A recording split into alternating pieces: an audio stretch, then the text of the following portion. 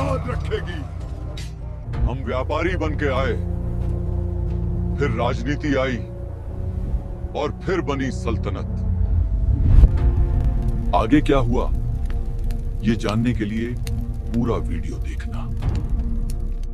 नमस्ते दोस्तों, आज हम एक ऐसे विषय को समझने जा रहे हैं जिसके बारे में अक्सर आधी अधूरी जानकारी, भावनात्मक प्रतिक्रियाएं और सरलीकृत कथाएं सुनने को मिलती हैं।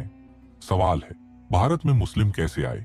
लेकिन अगर हम इस सवाल को गंभीरता से लें तो हमें समझना होगा कि यह कोई एक घटना नहीं थी, न कोई एक युद्ध, न कोई एक आक्रमण। यह लगभग 1000 वर्षों में फैली हुई एक ऐतिहासिक प्रक्रिया थी, जिसमें व्यापार, समुद्री संपर्क, सांस्कृतिक संवाद, सूफी परंपरा, राजनीतिक विस्तार, सैन्य संघर्ष और सामाजिक बदलाव सब शामिल थे। इतिहास को केवल तलवार या केवल शांति के चश्मे से देखने से सच अधूरा रह जाता है, और सच अधूरा रहने से समाज में गलतफहमियां पैदा होती हैं, नफरत पैदा होती है। इसलिए आज हम क्रमबद्ध तरीके से तथ्यों के साथ, स्रोतों के साथ समझेंगे कि इस्लाम भारत तक कैसे पहुंचा और यहाँ कैसे विकसित हुआ। लेकिन आगे बढ़ने से पहले आपसे एक छोटी सी बात। अगर आपको लगता है कि ऐसी रिसर्च वाली गहराई से समझाई गई इतिहास की वीडियो आपको सही जानकारी देती है, तो चैनल को जरूर सब्सक्राइब करें। ऐसी वीडियो बनाने में सच में काफी मेहनत, पढ़ाई और स्रोतों की जांच लगती है।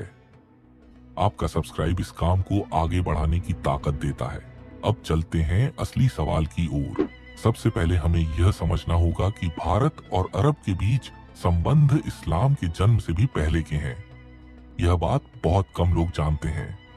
प्राचीन काल से ही भारत के पश्चिमी तट यानी केरल का मालाबार तट, कर्नाटक का तुलुनाडु क्षेत्र, गोवा का कोंकण क्षेत्र और गुजरात के बंदरगाह अंतरराष्ट्रीय समुद्री व्यापार के सबसे बड़े केंद्र थे। रोमन साम्राज्य के दस्तावेजों में, यहाँ तक कि मिस्र की प्राचीन पांडुलिपियों में भी भारतीय मसालों, काली मिर्च, इलायची, अदरक और रेशम के व्यापार का उल्लेख मिलता है। और इस व्यापार का बड़ा हिस्सा अरब व्यापारियों के हाथों में था। अरब व्यापारी नाखुदा कहलाते थे, समुद्र के माहिर नाविक। वे मानसून की हवाओं को पढ़कर चलते थे।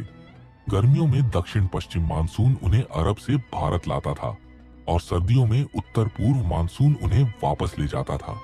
यह सिलसिला सदियों से चला आ रहा था।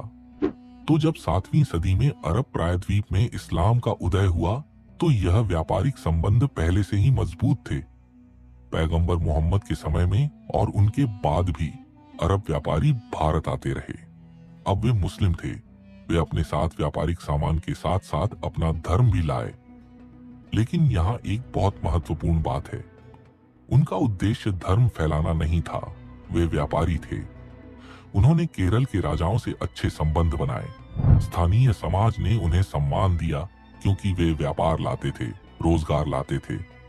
यहीं से एक और प्रक्रिया शुरू हुई। कुछ अरब व्यापारियों ने स्थानीय महिलाओं से विवाह किया। उनके बच्चे दोनों संस्कृतियों के मेल से बने। धीरे धीरे केरल में एक अलग मुस्लिम पहचान बनी, अमोपला या मापिला समुदाय। ये लोग पूरी तरह भारतीय थे, लेकिन इस्लाम उनकी आस्था थी। उनकी भाषा मलयालम थी, उनकी खान पान की आदतें केरल की थीं, लेकिन उनका धर्म इस्लाम था। यह भारत में इस्लाम का सबसे पहला और सबसे शांतिपूर्ण रूप था। कोई तलवार नहीं, कोई आक्रमण नहीं, सिर्फ व्यापार, संपर्क और स्वाभाविक सांस्कृतिक मेल। अब हम 8वीं सदी की ओर बढ़ते हैं। साल 711 ईस्वी। यह वह वर्ष है जो अक्सर भारत में इस्लाम के आक्रमण के प्रतीक के रूप में उद्धृत किया जाता है। लेकिन इस घटना को सही संदर्भ में समझना जरूरी है। उस समय उमैयद खलीफा का साम्राज्य तेजी से फैल रहा था। स्पेन से लेकर मध्य एशिया तक। इराक के गवर्नर हज्जाज बिन यूसुफ ने अपने भतीजे और दामाद मोहम्मद बिन कासिम को एक सैन्य अभियान के साथ सिंध भेजा। इस अभियान का तात्कालिक कारण था अरब व्यापारी जहाजों पर स्थानीय समुद्री लुटेरों के हमले, जिन पर सिंध के राजा दाहिर को दोषी माना गया। सिंध में दाहिर एक ब्राह्मण वंश का राजा था। उसकी सेना के साथ युद्ध हुआ। दाहिर मारा गया और सिंध का एक हिस्सा अरब नियंत्रण में आ गया। लेकिन यहाँ कुछ महत्वपूर्ण तथ्य हैं जो अक्सर नजरअंदाज किए जाते हैं। पहली बात, अरब प्रशासन ने सिंध में स्थानीय प्रशासनिक ढांचे को बड़े पैमाने पर बनाए रखा। चचनामा नामक अरबी फारसी ग्रंथ जो बाद में लिखा गया, उससे पता चलता है कि मोहम्मद बिन कासिम ने हिंदू मंदिरों को संरक्षण दिया, बौद्धों को धार्मिक स्वतंत्रता दी और स्थानीय अधिकारियों को काम पर रखा। दूसरी बात, यह विजय पूरे भारत में नहीं फैली। उत्तर में राजपूत राजाओं ने, पश्चिम में प्रतिहार वंश ने और दक्षिण में राष्ट्रकूट और चालुक्य राजाओं ने अरब विस्तार को आगे बढ़ने से रोक दिया।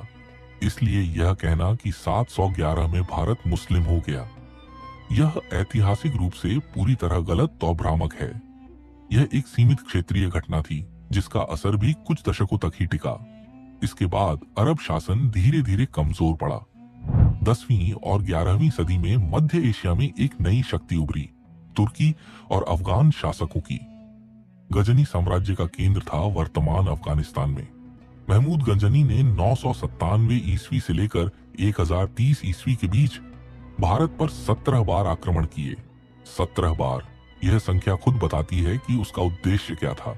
वह भारत को जीतने नहीं आया था, वह धन संपत्ति लूटने आता था। सोमनाथ का विध्वंस उसके सबसे चर्चित अभियानों में से एक है।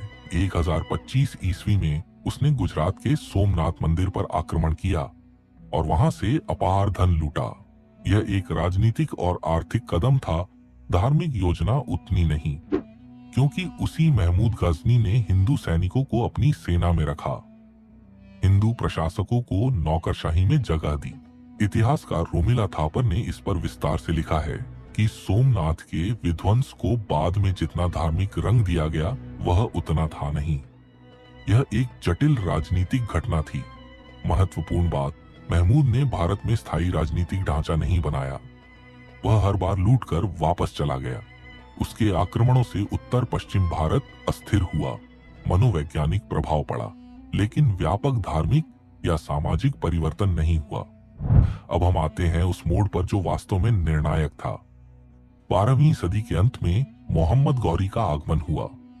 वह गौर वंश का अफगान शासक था और उसकी महत्वाकांक्षा महमूद गजनी से बिल्कुल अलग थी। वह स्थायी साम्राज्य चाहता था।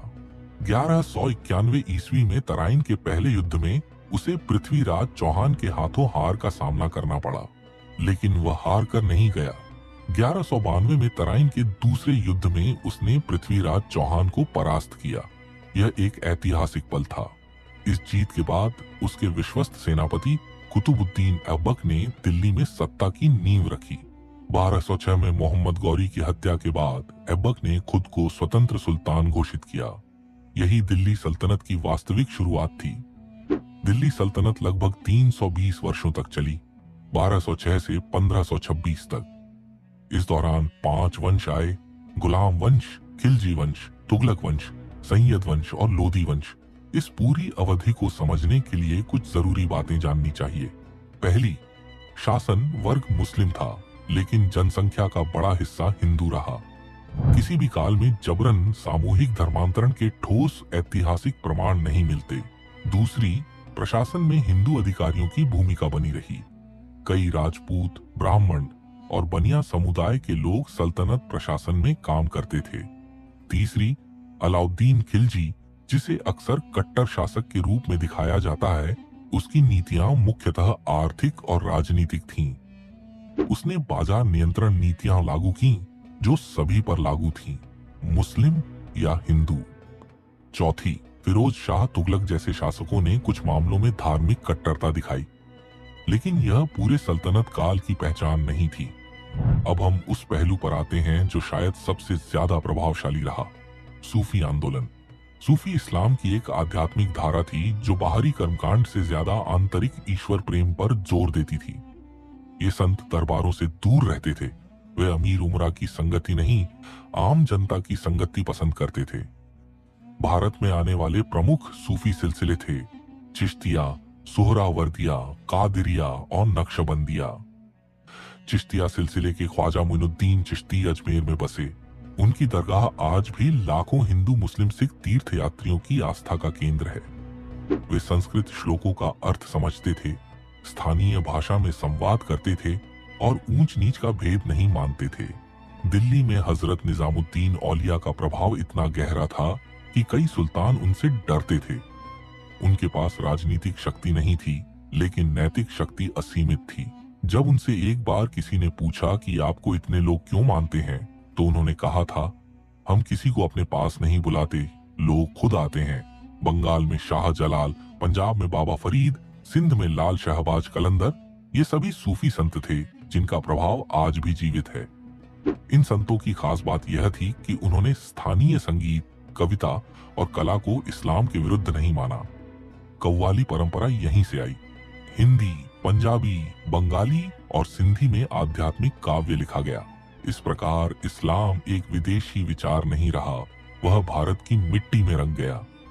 जो लोग सामाजिक रूप से वंचित थे, जातीय व्यवस्था में निचले पायदान पर, उनके लिए सूफी दरगाहें वह जगह बनी जहां उन्हें सम्मान मिला। कोई ऊंचा नीचा नहीं, सबके लिए एक ही लंगर, एक ही आसमान। ये सामाजिक समानता का आकर्षण बहुत शक्तिशाली था। 1526 में बाबर ने पानीपत के पहले युद्ध में इब्राहिम लोदी को हराकर मुगल साम्राज्य की नींव रखी। लेकिन वास्तविक स्थिरता और विस्तार अकबर के काल में आया। अकबर 1556 में 13 वर्ष की उम्र में सिंहासन पर बैठा और 1605 तक शासन किया। यह 50 वर्ष का शासन भारतीय इतिहास का एक असाधारण अध्याय है। अकबर की नीतियां समझने लायक हैं। उसने जजिया कर हटाया जो गैर मुस्लिमों पर लगता था। उसने राजपूत राजकुमारियों से विवाह किए और उन्हें अपने धर्म पर चलने की पूरी स्वतंत्रता दी। उसने नवरत्नों की परंपरा बनाई जिसमें बीरबल और टोडरमल जैसे हिंदू, तानसेन जैसे संगीतकार और मानसिंह जैसे राजपूत योद्धा शामिल थे। उसने इबादत खाना बनाया, एक ऐसा स्थान जहां हिंदू, मुस्लिम, जैन, ईसाई और पारसी विद्वान मिलकर धार्मिक विचार विमर्श करते थे। बाद में उसने दीन ए इलाही का प्रयोग किया जो एक व्यक्तिगत आध्यात्मिक मार्ग था, हालांकि यह ज्यादा व्यापक नहीं हो पाया। मुगल काल में भाषा के स्तर पर एक बड़ी क्रांति हुई। फारसी दरबार की भाषा थी, अरबी धर्म की भाषा थी, लेकिन आम जनता हिंदी और खड़ी बोली में बात करती थी। इन सब के मेल से एक नई भाषा विकसित हुई, उर्दू। यह भाषा न पूरी तरह अरबी थी, न पूरी तरह संस्कृत। यह भारतीय मिट्टी की उपज थी। मुगल वास्तुकला में भी यह मेल दिखता है। ताजमहल की संरचना में फारसी गुंबद है, लेकिन उसके चारों मीनारें, फूल पत्ती की नक्काशी और बगीचे की रचना में भारतीय तत्व साफ दिखते हैं। फतेहपुर सीकरी में हिंदू, जैन और इस्लामी स्थापत्य का अद्भुत संगम मिलता है। मुगल दरबार में चित्रकला की परंपरा फली फूली। यह इस्लाम की मुख्य धारा में स्वीकार नहीं थी, लेकिन भारतीय मुगल परंपरा ने इसे अपनाया। यह भारत का प्रभाव था। अकबर के बाद जहांगीर, शाहजहां आए। औरंगजेब अपवाद था। उसने कुछ मामलों में कट्टर नीतियां अपनाई, जजिया फिर लगाया, कुछ मंदिर तोड़े। लेकिन यह भी याद रखना चाहिए कि औरंगजेब के समय में सबसे ज्यादा हिंदू मनसबदार भी थे। इतिहास जटिल है, एक रंगा नहीं। यह वह प्रश्न है जिस पर सबसे ज्यादा बहस होती है, लोग इस्लाम में क्यों आए। इतिहासकार रिचर्ड ईटन ने बंगाल के उदाहरण पर विस्तार से शोध किया है। उनके अनुसार बंगाल में जो मुस्लिम जनसंख्या बढ़ी, वह मुख्यतः उन क्षेत्रों में बढ़ी जहां जंगल काटकर नई कृषि भूमि बनाई जा रही थी। सूफी संत और मुस्लिम मिशनरी इन्हीं नए बसने वाले क्षेत्रों में पहले पहुंचे। उन्होंने नई बसावट को सांगठनिक और आध्यात्मिक नेतृत्व दिया। तो धर्म परिवर्तन का संबंध तलवार से उतना नहीं था जितना सामाजिक आर्थिक संरचना से था। कुछ और कारण भी समझने जरूरी हैं। जाति व्यवस्था से मुक्तिहीन हिंदू समाज में दलित और अन्य वंचित जातियों के लोगों पर सामाजिक अपमान और भेदभाव का बोझ था। इस्लाम में सैद्धांतिक रूप से सभी मुसलमान बराबर हैं, कोई उच्च जाति नहीं, कोई निम्न जाति नहीं। यह आकर्षण बहुत शक्तिशाली था। हालांकि व्यवहार में इस्लाम में भी ऊंच नीच आई, लेकिन सैद्धांतिक समानता का संदेश प्रभावशाली था। व्यापारिक लाभ, कुछ व्यापारी समुदायों ने इसलिए इस्लाम अपनाया क्योंकि अरब और मध्य एशियाई व्यापारिक नेटवर्क में शामिल होना उनके व्यापार के लिए फायदेमंद था। राजनीतिक संरक्षण, कुछ स्थानीय शासकों और सरदारों ने मुस्लिम शासकों का संरक्षण पाने के लिए इस्लाम स्वीकार किया। आध्यात्मिक आकर्षण, कुछ लोगों के लिए यह शुद्ध आस्था का प्रश्न था। सूफी संतों की शिक्षाएं, उनका प्रेम का दर्शन, उनकी सादगी, इसने कई लोगों को प्रभावित किया। और हाँ, कुछ मामलों में राजनीतिक दबाव भी था, लेकिन यह इकलौता कारण नहीं था और न ही सबसे बड़ा कारण था। भारत में जो इस्लाम विकसित हुआ वह अरब या ईरान के इस्लाम से अलग था। यह भारतीय जमीन पर उगा एक अलग रूप था। यहाँ के मुसलमानों ने होली और दिवाली मनाई, सूफी दरगाहों पर हिंदू और मुस्लिम दोनों जाते रहे, उर्दू शायरी में राधा कृष्ण के रूपक आए, कव्वाली में वेदांत के विचार दिखे। भारत के मुसलमान किसान उन्हीं मौसमों में खेती करते थे, उन्हीं त्योहारों को महसूस करते थे। यह सांस्कृतिक मेल आज भी जीवित है, चाहे वह लखनऊ की नजाकत हो, हैदराबाद की दस्तरख्वानी परंपरा हो या कश्मीरी संगीत में शैव और सूफी तत्वों का संयोग। यह भी समझना जरूरी है कि भारत में इस्लाम एक समान कहानी नहीं है। केरल में इस्लाम व्यापार से आया, 7वीं सदी में शांतिपूर्वक। सिंध में 8वीं सदी में राजनीतिक विजय से आया और वहां की अपनी मिलीजुली परंपरा बनी। बंगाल में सूफी संतों के माध्यम से और कृषि विस्तार के साथ आया। पंजाब में सैन्य राजनीतिक संपर्क और सूफी परंपरा दोनों की भूमिका रही। कश्मीर में शाह हमदान जैसे सूफी संतों की शिक्षाओं से बड़ा धार्मिक परिवर्तन आया। दक्षिण भारत में बहमनी सल्तनत और बाद में बीजापुर, गोलकुंडा जैसी सल्तनतों के माध्यम से राजनीतिक इस्लाम आया, लेकिन समाज में व्यापार और सूफी परंपरा का असर ज्यादा था। हर क्षेत्र की अपनी कहानी है, इसलिए एक कहानी में सच नहीं समाता। दोस्तों, आज हमने देखा कि भारत में इस्लाम का आगमन एक जटिल, बहुआयामी और लंबी ऐतिहासिक प्रक्रिया थी। इसमें हाँ, युद्ध भी थे, आक्रमण भी थे, राजनीतिक दबाव भी था, लेकिन इसमें व्यापार भी था, प्रेम भी था, संवाद भी था और स्वेच्छा से अपनाया गया आस्था का रास्ता भी था। इस इतिहास को केवल घृणा से देखना या केवल गर्व से देखना, दोनों ही एक तरफा है। इतिहास हमें इसलिए पढ़ना चाहिए ताकि हम वर्तमान को बेहतर समझ सकें, न कि इसलिए कि हम पुराने घावों को ताजा रखें। भारत की ताकत उसकी विविधता में है और यह विविधता 1000 साल के